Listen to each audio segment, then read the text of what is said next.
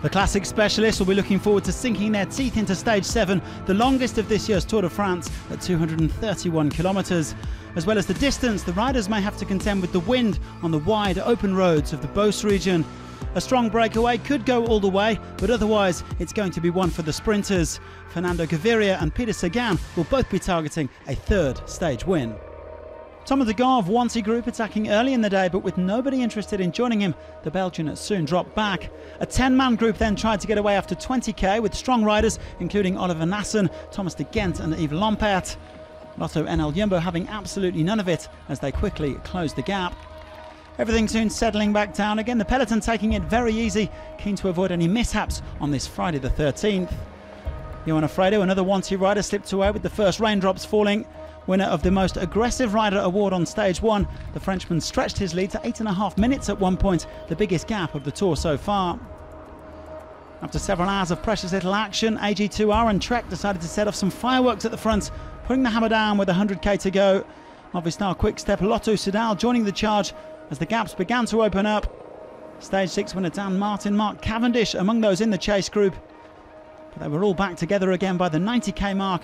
And as a result of the sudden surge, Alfredo was swallowed up. Another solo attack, this time courtesy of Fortunato Samsic, Laurent Pichon breaking away for the second time in as many days. After leaving his native Brittany on this stage, he'd go on to be named the most aggressive rider. All but one of them has been French so far. Race leader Greg Van Avermaet picking up 3 seconds at the bonus sprint. The Olympic champion determined to spend another day in yellow. 30k to go then, and the sprinters team's gearing up for the bunch finish in Chartres. So it proved, with the big guns all jostling for position in the final uphill drag. And in the end it was Dylan Groenewegen who timed his attack to perfection. The Lotto Jumbo man powering away to take victory ahead of Gaviria and Sagan. Well, it was a commanding performance from Groenewegen to take a second Tour stage win after his prestigious victory on the Champs-Élysées last year. Superb timing and pure power from the 25-year-old Dutchman to claim his 10th victory of 2018, surely the one that means the most. It was very difficult. I have not good legs in the beginning of the Tour, but it's going better every day. And I say give it some time and maybe the legs are there. And I feel me very good in the fourth stage, but yeah, the good timing was missing, and today we did it. So yeah, it's amazing. I'm really grateful for myself and also for my team. So Gaviria and Sagan denied as Groenewegen took the sprint win. Frenchman Arnaud Demar and Christophe Laporte 4th and 5th. It's as you were in the standings meanwhile, with Van Avermaet in yellow for a 5th day, 6 seconds ahead of Geraint Thomas.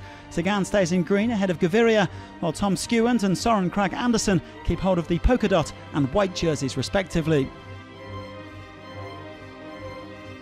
Stage 8 boasts a similar profile to Stage 7 as the Tour winds its way north from Dreux to Amiens. There's every chance of echelons on the gusty plains of Picardy. The 34 French riders will no doubt be chasing the stage win on their national holiday, the 14th of July, as they arrive in the city of France's President Emmanuel Macron.